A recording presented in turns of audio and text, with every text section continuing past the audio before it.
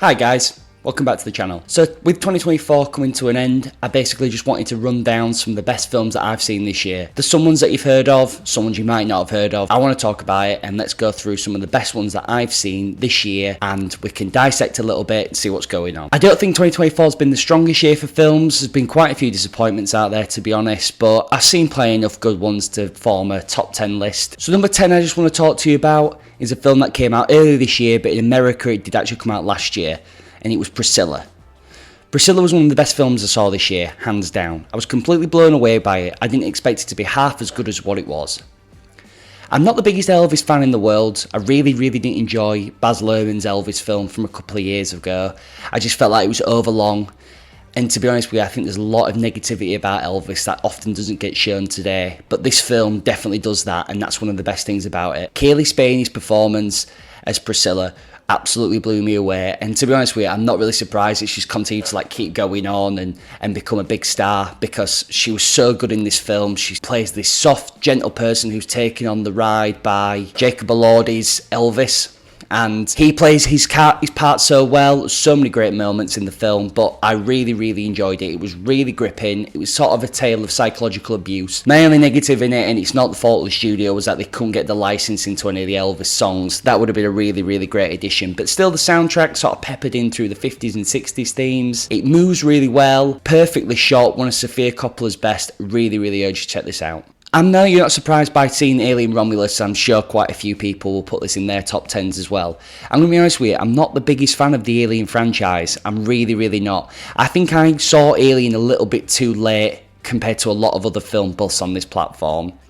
I've always enjoyed Alien. I much prefer Aliens, and I do enjoy Prometheus, and I much prefer Alien Covenant. They're all good films in their own right. I just don't think they're the exceptional standard of science fiction. Regardless, I went in to see this. I wasn't expecting too much. I'd seen some decent-ish reviews, but it was actually really good. It basically is just a rehash of the first film, but I don't think that's a bad thing at all. The reception to Prometheus and Covenant was so mixed. I'm not surprised that the studio wanted to reboot it and take a new fresh take. Fede Alvarez really handled some of the scare moments exceptionally well. Some of the moments that you're physically squirming and jumping in your seat, which was that kind of lure that brought you to the first Alien film, and Covenant kind of brought it back, but we've definitely lost that over the franchise. Can't recommend this enough. It's really thrilling, maybe a slight bit too long, but really enjoyed it. Definitely go watch this one. The next one we've got is the little mentioned horror film called Late Night with the Devil. This film's directed by Cameron and Colin Cairns and didn't get pretty much a wide release. I think there was only 1 or 2 showings a day when I actually went to go watch it. But I'd seen some good things. I quite like David Demalchian, so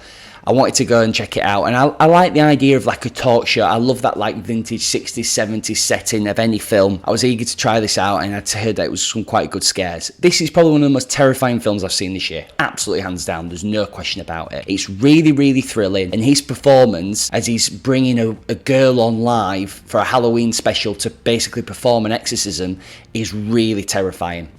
You're gripped all the way throughout it, but it's the talk show host's past and his troubled passing of his wife that sort of haunts this movie and gives this layer of undertone that he'd almost sold his soul to the devil. It's absolutely incredible. I really recommend you to check this one out. It's so terrifying, I can't recommend it enough. This next one got quite a lot of stick online, which I think was really unfair. I thought it was a really good film. I think everyone's just biased because Men was so poor last year or the year before, and everybody's just looking for some fault in Alex Garland. Again, this is the 3rd Kaylee Spaney movie on the list. Unbelievable film this was. I was constantly hooked by it all the way through. Its action, its pacing, story. One of the things that I liked the most about it was how it doesn't sort of give you so much the backstory of what's happened, but it just puts you in the room or the land with various war photojournalists and how they respond to such situations like this. It's a very rare take that you never see, and a really good way to demonstrate this civil war that's taking place all throughout America. Like most of these films, I may need to rewatch this and it may alter my review, but I thought it was really good. Did it have a lot to say? Maybe not. I think it was just trying to tell a story, and I don't think that's a bad thing. Definitely check this one out if you like fast-paced, high-tension, action, war dramas. Getting on to the films that you're probably going to see in most people's list. I know it's not very original. We've got Challengers. I was quite hyped for Challengers, to be honest. I quite like Luca Guadagnino and the idea of him of Zendaya taking a lead role as a sort of tennis coach. Absolutely brilliant. So it starts off with Zendaya, who's basically a tennis prodigy, but due to an injury she decides to train her boyfriend and then later becomes husband into becoming a smash tennis sensation. It's a troubled love triangle between them all, and it's navigating the relationships between not making it and making your dreams. And then there's also sort of lingering layers of unhappiness and discontentment, but also as well like sacrificing everything, the people, the relationships that you have with everyone around you in order to win and to succeed. Really great. The final scene, I've heard from a few people, kind of lost them. It's really built up, but to be honest with you, I've watched this twice now, and each time it had me on the edge of my seat. Really amazing story. The cliffhanger at the end leaves you to desperately want a sequel, but at the same time, why would you want a sequel to this film? It's perfect the way it is. The story has been told. Please check this one out. Absolutely brilliant film. Next one, another classic of the 2024 list, Furiosa. I loved Mad Max when it first came out, but I went about 5 or 6 years without ever watching it again. I just never really occurred to me to watch it, but it always crop up in best film of the 21st century, best film of the 2010s, and I do remember really enjoying it. So I rewatched it shortly before I watched Furiosa, and it allowed me to really understand how amazing that film is. It's such a step up from the other Mad Max films, which I do enjoy. Beyond Thunderdome, not as much, but definitely I love Road Warrior. This film, should it have been told? Should we have had the Wastelands instead? Maybe. But it's absolutely brilliant. Anya Taylor-Joy carries this film on her back. Her performance is outrageous, and apparently she only has like 60 lines of dialogue or something really small in it. The action's incredible. The world building's outrageous. It's just one of the best and most thrilling films of the year. The real highlight, though, is Chris Hemsworth in the film. He is unbelievable. He is so good whenever he's not playing the daft Thor that he's sort of been shoved into a corner as. He was so good in the film, so gripping, and it was the relationship and the dialogue between these two that really drove it, on top of the action sequences, which were of course spectacular. Please check this one out. It is unbelievable film, one that will definitely leave you on the edge of your seat. Fast, colours, the look of it, the cinematography, everything is impeccable. Next one I'm sure you won't see as high on some people's list, but this is just my kind of film down to a T. I love like true stories, love stories about America in sort of the 60s to the 90s, that sort of period of time before digital technology. So that's why I've gone with The Apprentice. So with The Apprentice, I wasn't expecting too much from it. I was quite excited when I heard Sebastian Stan had been cast as Donald Trump, because I think that's a really good casting. It was Jeremy Strong who played Ray Cohn that really drawed me into the narrative of this film. It's fast-paced ish. Certain scenes seem drawn out in order to sort of demonstrate the narrative of Trump and how he became that way. It plays out like a monster film. It doesn't play out like a fast-paced political thriller or anything like that. It plays out as a man's descent from a gullible, young, strapping entrepreneur who just wants to make it in the world to this person who can't be told what to do, who becomes this sort of unstoppable force. But also the culture of the 80s that America bred, where people felt like they could do that. Really amazing film. One of those films where after 2 hours of the runtime you look and go, I can't believe where that time went. So amazing. His performance as Trump was outstanding, so down to a T with the mannerisms, the way he looked, the growth. Please check this one out. This one didn't get anywhere near enough showings at the cinema near me. One that we all need to watch, especially to understand the context a little bit more of the current president of the United States as well, and how he got there. I think it could be classed as essential viewing. It doesn't have a particular political bias as such, as more as just presenting the facts as they are and as what happened. Next one on the list,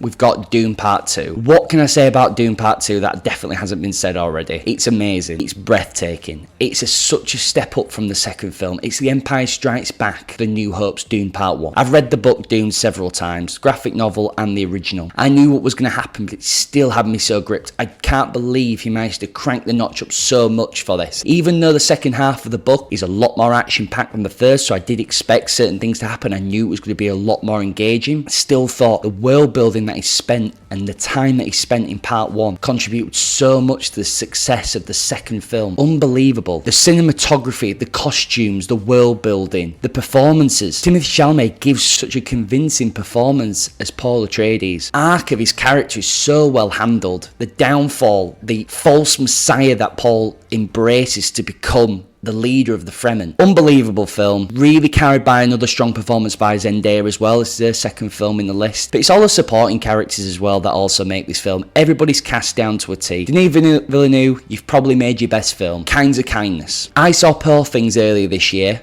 and didn't quite make the list. That would probably be about 11th place. Loved it. Really, really unique and different, but also carried by a strong leading performance from Emma Stone. I enjoyed it, but I wasn't expecting too much from Kinds of Kindness. The reviews were lukewarm. Some liked it, some really didn't like it. 3 stories put together, all completely separate, all just containing similar actors. I was hooked. For 3 hours, I was completely hooked. I love anything strange and weird and out there and bold, and that's what this film is. Everybody has a preference for which story is best. I'm not going to go into mine here now. I would love to do a deep dive on this film later on down the road. Kinds of Kindness, it's one of the best films of the year. Shot and performed down to perfection. It's absolutely brilliant, and I can't recommend this film enough. There really isn't more for me to say on this without getting too much into the stories, without getting too much into the characters. There isn't a general theme that I can even push across. Jesse Plemons is one of the finest actors working today. He stole the scene in Civil War. Please check this out. This is one of them that's definitely going to go down as underrated, but it is available on Disney Plus for any UK viewers, so please watch this, invest your time, you won't regret it. Finally, Anora. Anora was the film that I was most excited to see. I love Sean Baker. I saw Red Rocket about 2 or 3 years ago, just on the off chance, and I was just completely couldn't believe what I was seeing. That's my film down to a T. Character driven, very slim, strong script stories. Nothing fancy, not the effects,